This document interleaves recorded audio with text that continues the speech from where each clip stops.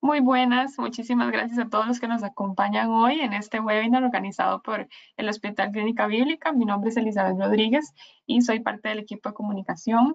Estamos y tenemos el gusto de tener a la doctora Laura Ulate. Ella es especialista en endocrinología de nuestro hospital y vamos a tocar un tema muy importante que es el cuidado del sistema inmune, cómo lograr fortalecerlo ahora que vemos, ¿verdad?, tanta entrada a clases, tantas enfermedades y cómo se nos pasa entre todos los papás y todo el mundo enfermo en los trabajos. Entonces aquí vamos, ¿verdad? Para no ser una víctima más de todas estas olas, ¿verdad?, de enfermedades. Así que, doctora, le doy el paso y de verdad muchísimas gracias por su tiempito. Muchísimas gracias, y más bien a la Clínica Bíblica por el espacio para compartir con las personas que nos escuchan y que eventualmente puedan tener algunos tips para cuidar el sistema inmunológico. Cuando hablamos del sistema inmune, hablamos como de ese montón de mecanismos desde el punto de vista innato, es decir, desde que nacemos o adquirimos a lo largo del tiempo, que nos defienden de una serie de circunstancias que van desde infecciones, ya sea por virus, por bacterias, por parásitos o por hongos, a también defendernos incluso de ciertos agresores externos que van a entrar a nuestro cuerpo y que pueden producir reacciones alérgicas o también que pueden producir incluso que nuestro cuerpo pueda reconocer una parte de sí mismo como algo que no debería estar ahí, que pueda causar enfermedad. El sistema inmunológico es muy complejo y hay una parte de este sistema que se puede entrenar y otra parte que no podemos modificar. Entonces, por ejemplo, parte de nuestro sistema inmunológico es todas aquellas células que se encuentran en el tracto digestivo y que van a reconocer los alimentos de cierta manera para permitir que se absorban y que podamos utilizarlos como fuente de energía. Los alimentos van a contener una serie de sustancias que son ajenas a nuestro cuerpo y si no fuera por este sistema inmunológico que hay a nivel del tracto gastrointestinal, pues podríamos reconocer los alimentos como algo que es inapropiado para nosotros y responder de manera agresiva o exagerada a ese alimento y tener muchos síntomas como ocurre en los casos de los pacientes que tienen una enfermedad celíaca y que son intolerantes al gluten. Entonces, también tenemos esta otra parte que podemos entrenar, que es el sistema inmune adquirido, y este sistema inmunológico adquirido es el que, por ejemplo, podemos entrenar con las vacunas o con la exposición a ciertos gérmenes en cantidades muy pequeñas para que nuestro cuerpo eventualmente pueda reconocerlo como algo que es extraño y algo que es nocivo para nosotros y pueda como activar una serie de soldados que estén ahí como a la espera de que si ese germen o ese agresor vuelve a ingresar a nuestro cuerpo, puedan contenerlo de una manera más rápida y evitar la producción de enfermedad. Pero, ¿qué podemos ir haciendo nosotros en el día a día para lo que es mejorar la respuesta inmunológica de nuestro organismo? Uno de ellos es ver cuál ha sido nuestra alimentación. Entonces, como vimos, el sistema inmune constituye esa protección o esa defensa contra organismos o contra enfermedades. Entonces, existen sustancias que encontramos en los alimentos, como pueden ser minerales, como pueden ser vitaminas y otros nutrientes, que son indispensables para que las células de nuestro sistema inmune funcionen apropiadamente. Entonces, yo debo garantizar que mi organismo reciba las sustancias que necesita para el adecuado funcionamiento, no solamente del sistema inmunológico, sino de todo nuestro sistema en general. Entonces, ¿qué debo hacer? Debo tener una dieta balanceada y saludable. Eso quiere decir que debe contener todos los grupos de alimentos, carbohidratos, proteínas, grasas que sean apropiadas para mi estado de salud y para mi condición en general. Debo hidratarme adecuadamente y tratar de mantener un peso saludable. El peso condiciona un proceso inflamatorio crónico que puede hacer que nuestro sistema inmunológico y otros órganos de nuestro cuerpo funcionen de manera inapropiada. Y tengo que tratar de eliminar aquellos productos que debido a su procesamiento o a su contenido como tal, puedan desencadenar una respuesta dañina a nuestro organismo. Y entre esos estamos hablando de los productos que son altamente procesados y que contienen grandes cantidades de azúcares o de grasas trans. Son alimentos que tienen muy poco aporte nutricional, suelen tener muy poco aporte desde el punto de vista de vitaminas, minerales u otras sustancias que son indispensables para el funcionamiento celular y más bien suelen contener muchas calorías y muchos productos que suelen ser inflamatorios y generar enfermedad como tal. La clave está en ese balance que nosotros vayamos a tener de manera apropiada. Entonces, yo debería contener dentro de mi grupo de alimentos la mayor cantidad de colores. Eso es una forma simple en donde podríamos decir que un paciente está consumiendo una cantidad apropiada y balanceada de nutrientes. No es lo mismo que yo tenga un plato que solamente tiene colores blancos o colores amarillentos, colores pardos, que suelen ser muchos carbohidratos, así yo tengo un plato que tiene muchos colores, si yo tengo verdes, si tengo naranjas, si tengo morados, si tengo rojos, si tengo gris, blancos y demás, entre más colores haya en el plato, mayor es el aporte de vitaminas, de minerales y de otros nutrientes que van a hacer que nuestro sistema inmunológico funcione de manera apropiada. La otra parte que tiene mucho que ver con el funcionamiento de nuestro organismo y del sistema inmunológico es la microbiota intestinal, que son todo ese montón de bacterias que se encuentran en nuestro intestino y que muchas veces son en cantidad un mayor número que células que hay en nuestro cuerpo, para que tengan una idea de la cantidad de bacterias que se encuentran en nuestro intestino. Sin embargo, existe un equilibrio de esta microbiota o de estas bacterias entre algunas que son más beneficiosas y otras que son más perjudiciales. Entonces, yo tengo que hacer que mi microbiota intestinal esté en equilibrio para que funcione de manera adecuada. ¿Y qué va a hacer cómo se va a reflejar en mi organismo un buen funcionamiento de la microbiota intestinal? Pues se va a reflejar en que esto ayuda a digerir mejor los alimentos, obteniendo la energía de ellos, en contribuir en la producción de vitaminas, de hormonas, de algunas sustancias que actúan como neurotransmisores, que son sustancias que funcionan en nuestro cerebro y que nos dan sensaciones de placer y de bienestar. Va a producir ácidos grasos que son indispensables para nuestra salud, tanto para lo que es el consumo de ellas mismas en cuanto a las bacterias que se encuentran en el tracto intestinal, como también en cuanto a funcionar como fuentes de energía para células que están más distales del intestino. Ayuda a combatir agresiones de otros microbios. Entonces, si yo tengo una flora bacteriana que es apropiada para mí y que me mantiene saludable, va a impedir que si yo consumo una bacteria o un virus que sea nocivo para mi organismo, pueda ser contenido por estos mismos microbios de la flora intestinal, manteniendo la integridad de la mucosa. Y por supuesto va a regular la parte en la que nuestro sistema inmunológico responde a estas agresiones externas que pueden entrar a través del tracto gastrointestinal. Pero ¿qué daña la microbiota intestinal y altera la respuesta inmunológica mediada por esas bacterias en nuestro organismo? Como habíamos mencionado, la comida ultraprocesada. Entre más procesado esté un alimento, mayor daño puede hacernos. Es mucho mejor comernos una naranja que comernos un jugo de naranja, y mucho más si es un jugo de naranja de estos procesados que se venden en los supermercados y que contienen azúcar y otros preservantes. El estrés crónico también condiciona que mi organismo vaya a cambiar de forma importante en cuanto a su microbiota.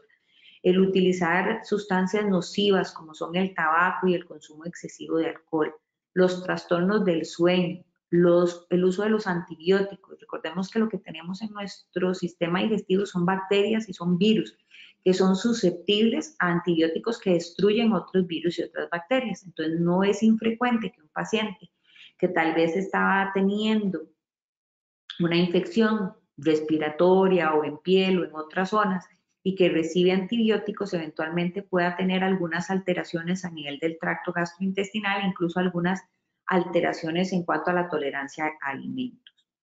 El uso de edulcorantes artificiales, que está muy de moda, Esto no es que los edulcorantes sean malos para lo que es la microbiota intestinal, sino es el exceso de los mismos lo que condicionan cambios a nivel de la microbiota.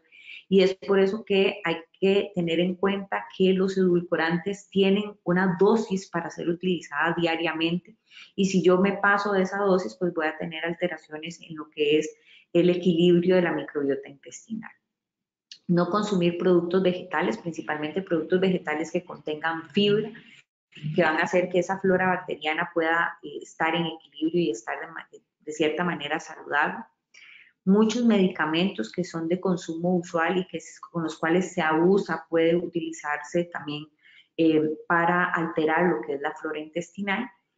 Pesticidas y fertilizantes utilizados en algunos alimentos para evitar el ataque de algunos insectos también puede condicionar, si están en grandes proporciones en los alimentos, alteraciones en la microbiota intestinal y por supuesto otras sustancias tóxicas que puedo encontrar en el ambiente, incluido también hasta la radiación a la que nos exponemos diariamente.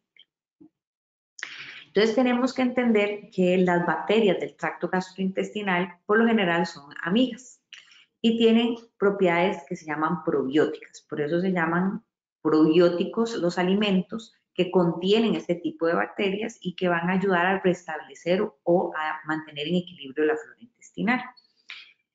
Estas propiedades que dan los probióticos son porque se obtiene energía de los alimentos, mejoran la motilidad intestinal, sintetizan hormonas y vitaminas, producen moco en la luz intestinal y eso ayuda a que el bolo se mueva más fácilmente y evitar la parte del estreñimiento y otras erosiones sobre la mucosa. Fabrican, como les digo, ácidos grasas, producen neurotransmisores y refuerzan el sistema inmune a través de estos mecanismos. Aumenta la capacidad bactericida, eso quiere decir que aumenta la capacidad que tienen las células para destruir bacterias. También hace que las células formen anticuerpos y que produzcan una serie de sustancias que se llaman citoquinas que median los procesos inflamatorios. ¿Cuáles alimentos pueden tener probióticos? Que son bacterias vivas. Pues algunos como la leche materna, los yogurts, ciertos quesos, ¿verdad? Ciertos tipos de encurtidos fermentados, como las aceitunas sin pasteurizar, los vinagres sin pasteurizar, los tés de kombucha, pueden tener estas bacterias vivas que van a ayudarnos a fortalecer nuestro sistema inmune a nivel del tracto gastrointestinal. Y existen otros que se llaman prebióticos, que son aquellos que lo que hacen es un alimento induce que se formen bacterias que equilibran la microbiota intestinal. Y entre los prebióticos lo que tenemos son aquellos alimentos que contienen fibras. Entonces estos entran a la luz intestinal, ¿verdad? Producen una proliferación de las bacterias que se encuentran en esa luz del intestino y generan todas otras las respuestas inmunológicas que hacen que mejore la motilidad, disminuye la inflamación, mantenga la barrera íntegra de lo que era la mucosa intestinal y pues nos mejore la parte del sistema inmunológico. Por otro lado, otra de las cosas que nosotros podemos hacer para mejorar la respuesta inmunológica de nuestro organismo de manera generalizada es la actividad física. Pues existen beneficios importantes de hacer actividad física. Cuando hablamos de la fuente de la eterna juventud, muchos decimos, ¿dónde está para ir y pagar por ella? Pues realmente lo que hemos visto es que la fuente de la eterna juventud es mantenerse activo. La actividad física genera una serie de beneficios que no se pueden obtener desde otros puntos de vista ni a través de otras intervenciones. Y entre esos beneficios que tenemos de lo que es la actividad física va a ser que fortalece nuestros huesos y eso hace que tengamos menos posibilidad de sufrir osteoporosis y fracturas, aumenta la fuerza muscular, la flexibilidad y eso nos hace más ágiles, nos hace mantenernos en equilibrio, que tengamos menos posibilidad de caernos, nos ayuda a mantener el peso, previene lo que son el desarrollo de enfermedades crónicas como hipertensión, diabetes, enfermedades del colesterol, entre otras. Disminuye la inflamación crónica que hace que nuestro sistema inmunológico no funcione de manera apropiada, favorece que el intestino se mueva de una manera más adecuada, mejora nuestra autoestima y nuestro estado de ánimo, gran medida mediado por la secreción de una serie de hormonas llamadas endorfinas, ayuda a prevenir y a mejorar el estrés y mejora el patrón del sueño. Si yo no hago actividad física, más bien lo que me ocurre es todo lo contrario. Me voy a sentir más cansado, voy a dormir peor, tengo un peor estado de ánimo, mi capacidad de funcionamiento se reduce considerablemente, puedo tener un mayor riesgo de aumentar de peso, mis huesos no se fortalecen tanto y me puedo fracturar más fácilmente, acelero el proceso de envejecimiento y mi sistema inmunológico responde de una manera menos apropiada que aquellos pacientes que realizan actividad física de forma constante. Entonces, ¿cuáles son esas recomendaciones que tenemos que tener a la hora de hacer actividad física? Pues aumentar la que estamos llevando a cabo diariamente. Entonces, caminar más, subir las escaleras en lugar de utilizar los ascensores, hacer más actividades a nivel doméstica, estar más tiempo de pie, si trabajo de manera remota o en una oficina, levantarme cada cierto tiempo, ya sea cada media hora, cada hora, hacer pausas activas, levantarme y caminar, dejar el carro más lejos para que yo tenga que caminar más en el parqueo, bajarme una parada antes de la parada usual para llegar a mi casa o a mi trabajo para caminar una distancia mayor, incluir unas llamadas píldoras de movimiento, que ya lo vamos a ver, que son pequeñas o breves rutinas de ejercicios y movimientos para practicar a lo largo del día. Planificar nuestro ejercicio, usualmente si nosotros programamos que el día tal, a la hora tal, voy a realizar actividad física, ya sea en un gimnasio, en un centro deportivo o incluso en la casa, voy a tener ese tiempo programado y voy a tener menos probabilidades de ir postergando lo que es la actividad física para ser ocupado ese tiempo por otras actividades. Importante es que yo tengo que adaptar la actividad física a mi condición de salud. Yo, si no estoy acostumbrado a hacer actividad física, no me podría meter a un gimnasio a CrossFit porque voy a lesionarme y voy a generar más bien una frustración que hace que no vaya a ser constante en cuanto a mi actividad física. Entonces, tengo que empezar de acuerdo a mis condiciones, tanto en intensidad como en tipo, como en duración del ejercicio. Y usualmente eso implica que tengamos que ser asesorados en las fases iniciales del inicio de este tipo de actividades. Siempre asegurarse de estar bien hidratado, tanto antes como después de hacer el ejercicio físico. Utilizar ropa cómoda y ropa apropiada. Y hacer también no solamente las actividades propias de los gimnasios que ya tenemos más conocidas, sino que existen otro tipo de actividades que también son beneficiosas, no tanto desde el punto, no solamente, perdón, desde el punto de vista físico, sino también desde el punto de vista emocional y de bienestar general, como son el yoga, el tai chi o la meditación. Y todo eso va a mejorar nuestra respuesta inmune. Entonces, ¿cuáles son esas píldoras del ejercicio que les estaba mencionando? Bueno, por la mañana, siéntese en una silla, estire los brazos hacia el techo, luego los estira hacia los lados, 10 segundos en cada posición. Hago 10 estadillas como si me fuera a sentar en una silla y ya eso es una actividad que yo hice y que probablemente no me tomó más de 5 minutos. Probablemente incluso 2 o 3 minutos fue lo que me tomó. A media mañana hago un paseo diario durante unos 15 minutos si me es posible, o cada 100 pasos que doy van a ser 80 metros aproximadamente, entonces puedo empezar, si no puedo sacar 15 minutos de mi trabajo, pues puedo empezar a darle vueltas ahí a la oficina y contar la cantidad de pasos que puedo dar dándole vueltas al escritorio para ver cuántos metros puedo llegar a realizar durante periodos muy pequeños de tiempo en las pausas estas activas que les estaba mencionando.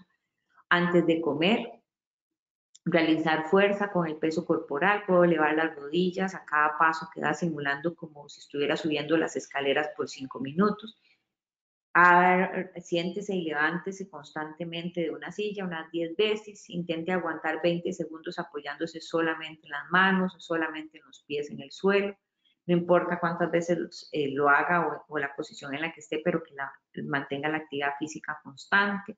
En la tarde, apóyese contra la pared en una posición de sentadilla y se aguante ahí por unos 20 segundos para mejorar la fortaleza de las piernas. Ponga las manos en una silla o en el suelo de forma acostada y retrase los pies hasta que quede totalmente estirado y lo mantiene durante 20 segundos, que eso es como más o menos hacer una especie de plancha. Y antes de dormir, haga una meditación de unos 10 minutos y no haga demasiada actividad física para que pueda dormir adecuadamente. Son cosas que duran 5 minutos o menos y que se pueden hacer a lo largo del día y hacen que uno se mantenga activo y que mejore la respuesta del sistema inmune. La otra parte es el estrés. Evolutivamente, nosotros hemos estado sometidos a situaciones de estrés a lo largo de toda la historia, pero usualmente son periodos cortos y eso hace que sea un estrés agudo. No tengo comida, tengo hambre, estoy en peligro por alguna amenaza externa, entonces tengo que tomar acciones y tengo que sobrevivir. Ese tipo de estrés agudo es de corta duración, rápidamente desaparece, puedo adaptarme a una situación diferente muy rápidamente y es para sobrevivir. Usualmente después de que yo logro sobrevivir y ese estrés o esa situación de angustia ha pasado, existen una serie de mecanismos de regulación que hacen que vuelva al estado de calma. El problema es la sociedad actual. Actualmente el hombre vive en una búsqueda constante de cosas, de metas, de situaciones, de recursos que no siempre son alcanzables. Entonces siempre vivo angustiado porque no tengo el peso que quería, o porque no tengo la casa que quería, o el carro, o necesito pagar el carro, la casa, el estudio de mis hijos, o es que no consigo la pareja que quiero, y es que tengo que trabajar durante 10 horas, 12 horas, 15 horas al día para poder tener el dinero para pagar todo lo que quiero. Y eso hace que el ritmo de vida que se imponga sea agotador, sea frenético, pensando en todo lo que tengo que hacer. Y si a eso le sumamos incluso el estado de confinamiento en el que vivimos hace unos meses, eso aumentó todavía más los niveles de estrés crónico que vivimos actualmente en la sociedad moderna. Eso hace que nuestro estado de salud se debilite y que repercuta en el sistema inmunológico, haciéndonos más propensos a lo que son infecciones. ¿Qué tengo que hacer entonces para tratar de controlar ese estrés? Pues dormir idealmente entre 7 y 9 horas es lo que una persona debería dormir de manera apropiada. Y debería ser un sueño que es reparador. Para eso yo también tengo que prepararme para dormir. Tengo que apagar los aparatos electrónicos, alejarme de lo que son los estímulos luminosos, dormir en un lugar que esté oscuro, que sea silencioso. Eso va a ser importante.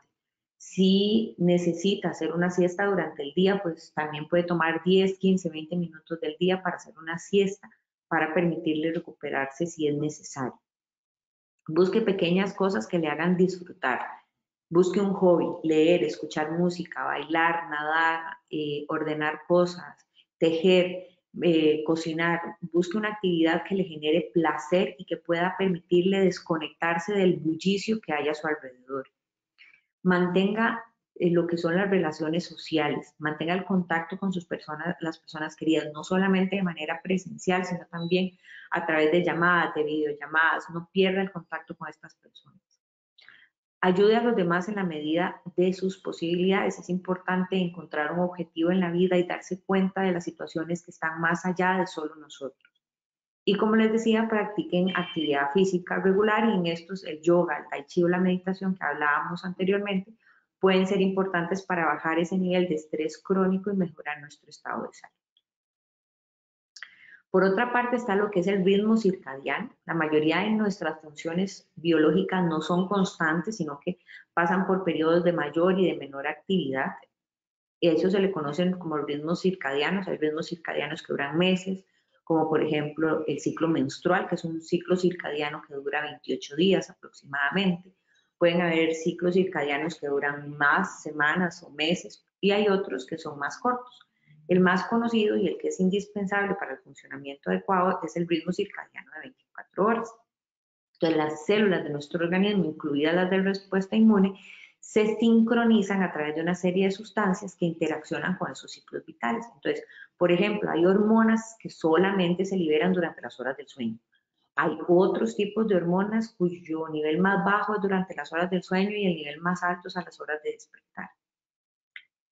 Los cambios en cuanto a los estímulos luminosos inducen una serie de cambios hormonales que pueden hacer que nuestro sistema inmunológico se coordine o no con este ritmo circadiano.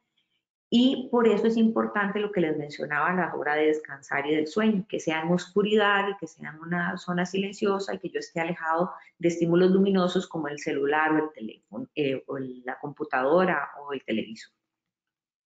Esto es, por ejemplo, un ciclo circadiano, más o menos de manera general, no en todas las personas se presenta de esta manera, pero uno puede ver que hay ciertas horas donde yo soy más eficiente que otras. Entonces, por ejemplo, hay gente que es funciona mejor en las horas de la noche, hay gente que funciona más en las horas del día, o hay gente que para la cual hacer ejercicio en la mañana funciona mucho mejor que hacer ejercicio en las horas de la noche. O hay otros que necesitan esa siesta en la hora de la tarde y hay otros que no necesitan ese tiempo de descanso durante la jornada de trabajo. Entonces, dependiendo de nuestro funcionamiento y dependiendo de la secreción hormonal y otra serie de características, pues cada uno de nosotros va a funcionar de manera distinta, pero a grandes rasgos todos vamos a necesitar tiempo de ocio, tiempo de descanso, tiempo de trabajo. ¿Cuáles son recomendaciones para mantener en equilibrio este ritmo circadiano? Planificar su día con un horario adaptado en lo posible a la luz del sol, despertarse una vez que hayan pasado unas 8, 7, 8 o 9 horas mínimas de sueño, 1 o 2 horas antes de dormir, como les decía, dejar de recibir estímulos de pantallas que desprendan luz azul. Uno puede poner los teléfonos en esos modos de descanso y establecer a qué hora van a apagarse para que ya uno no reciba mensajes ni llamadas ni otras cosas y que sean solamente de ciertas personas y en situaciones de emergencia. Es necesario dormir a oscuras en una habitación, no es recomendable ni tener televisión, ni ruidos potentes, ni otras cosas que puedan alterar el espacio que se usa para dormir. Por la mañana, lo recomendable es despertarse con la luz del día entrando a través de los cristales. Muchos de nosotros tenemos ciclos o tenemos relojes biológicos que permiten que uno se despierte incluso antes de que suene la alarma. Eso ya es porque se vuelve una costumbre. Cuando sea de día, cuando sea de día y cene de manera temprana, evite consumir alimentos y cantidades muy importantes en cenas que sean muy tardías y lo ideal es no trabajar a turnos. Sé que eso no es posible en todas las personas, pero eso es lo más difícil de llevar a cabo y el problema es que eso altera significativamente los patrones de sueño y los patrones de los ciclos hormonales y de los ciclos circadianos. Esto de que, como por ejemplo el personal médico o el personal de enfermería que trabajan turnos diurnos y nocturnos porque los servicios de emergencia no se pueden detener. Entonces, un mes están en la mañana, un mes en la tarde, un mes en la noche, o cada 4 días estoy toda la noche en el hospital. Eso pasa y suele alterarse de manera significativa los ciclos circadianos. Entonces, ¿qué pasa si no duermo lo necesario? Pues disminuye el sistema inmune, disminuye la producción de anticuerpos mediados por vacunas, se altera la actividad de estas células que se llaman natural killer, que son un tipo de células que destruyen agentes que son nocivos para nosotros, aumenta marcadores de inflamación, produce más estrés, está relacionado más a accidentes de tránsito y a otras enfermedades, incluyendo obesidad o diabetes. ¿Qué tengo que hacer? Como le dijimos, mantener horarios fijos, cenar poco y temprano, no tomar cafeína en la tarde ni cerca de la noche, evitar las almohadas altas, tener almohadas y colchones que sean apropiados. Puedo darme un baño caliente antes de dormir para relajarme, que sea en oscuridad, sin los dispositivos electrónicos y básicamente sin necesidad de automedicar.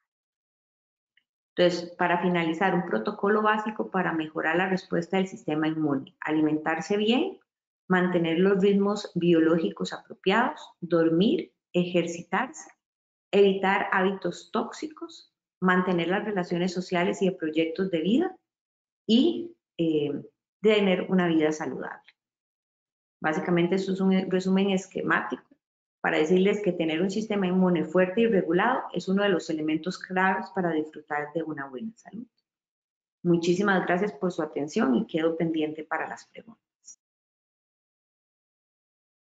Muchísimas gracias, doctora. Súper completo, de verdad que a veces uno no sabe todas las aristas, ¿verdad?, que tienen que ver para que nosotros tengamos un sistema inmune saludable. Si quiere podemos repasar cómo la pueden encontrar, cuál es su contacto para estas personas que acaban de escuchar el webinar y tal vez quedaron ahí con alguna preguntilla. Yo me encuentro ubicada en el 6º piso de la Torre Omega del Hospital Clínica Bíblica para cualquier consulta, cualquier duda o cualquier apoyo que podamos brindarle, con todo gusto. Muchas gracias, doctora. Yo quiero recordarle a todas las personas que están conectadas que este webinar siempre lo subimos al canal de YouTube de Hospital Clínica Bíblica. Ahí ustedes pueden repasar la información, pueden compartirla con otra persona que crean que ¿verdad?, necesita algunos de estos tips para mejorar su salud. para que lo tengan ahí presente siempre. Vamos a ver, aquí dice Randall García, nos entró una preguntita de Randall García, dice que buenas tardes, excelente charla, ¿cuánto yogur es bueno? ¿Cada cuánto? ¿Cada comida en la mañana o en la noche? Perdón. En realidad, la cantidad de yogur va a depender mucho de la dieta que esté recomendada para un paciente en particular. Usualmente tenemos que tener en cuenta que los yogurts son un lácteo, que a veces pueden tener grasas, que depende del tipo de yogur, puede tener o no azúcar agregada. Entonces, dependiendo de esas características, va a ser el aporte que se va a dar.